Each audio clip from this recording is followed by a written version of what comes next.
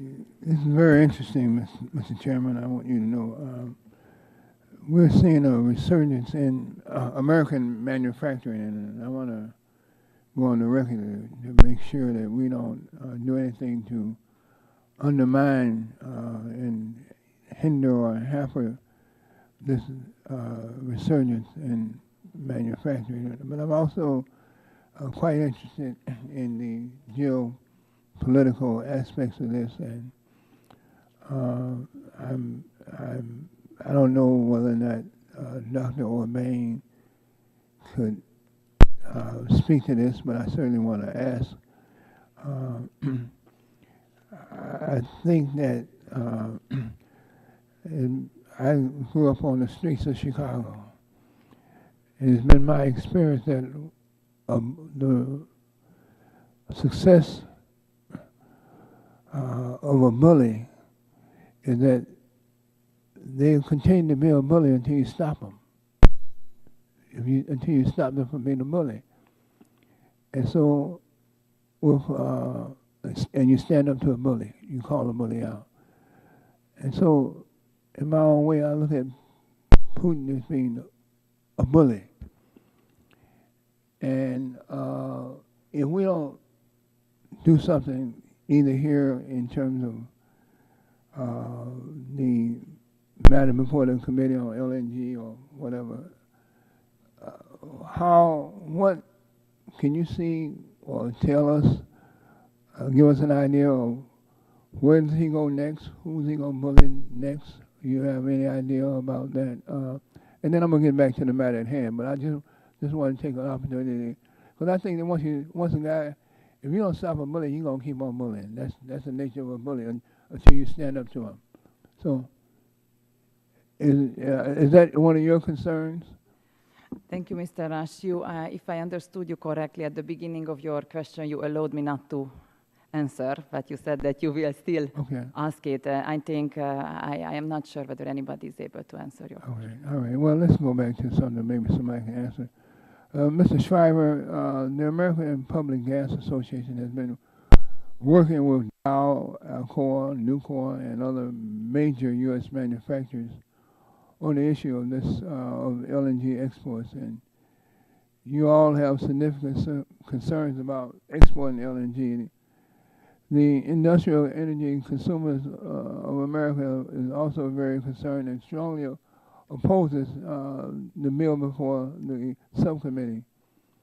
So based on your conversations with these companies, why do you think that they're so concerned about LNG exports?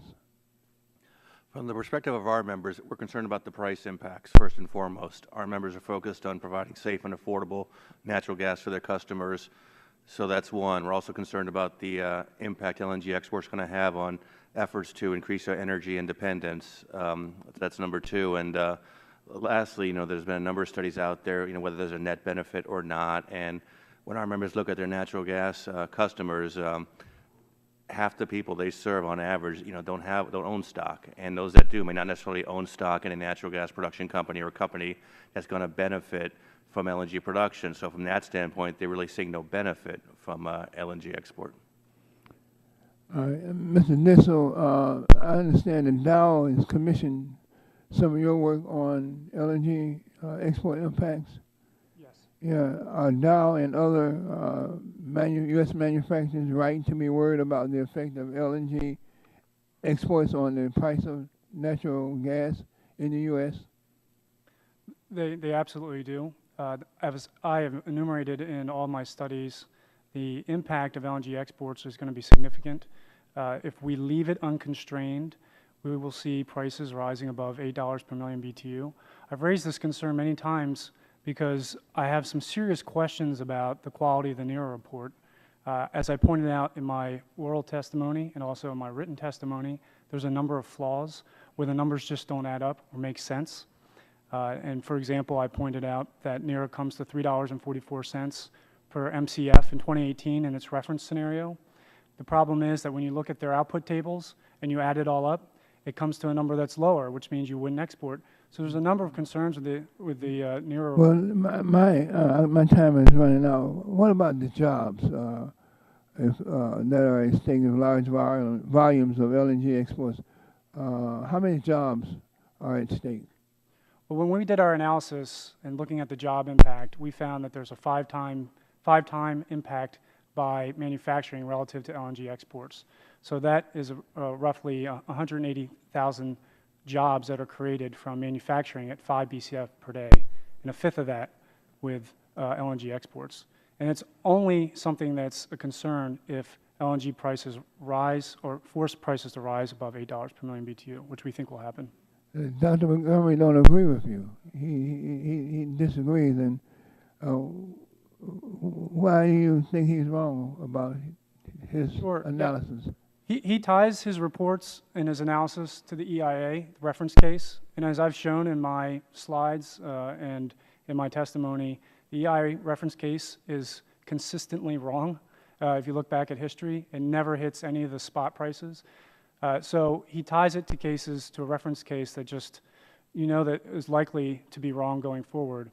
And in that case, we've implied the EIA analysis, we've analyzed the EIA analysis and showed that the implied import price in their analysis is around $12 per million BTU in the long term. And that's consistent with what Dr. Montgomery uncovers in his analysis. And that's a big drop from today's prices. So his analysis thinks that the LNG exports from the U.S. are going to make a big dent.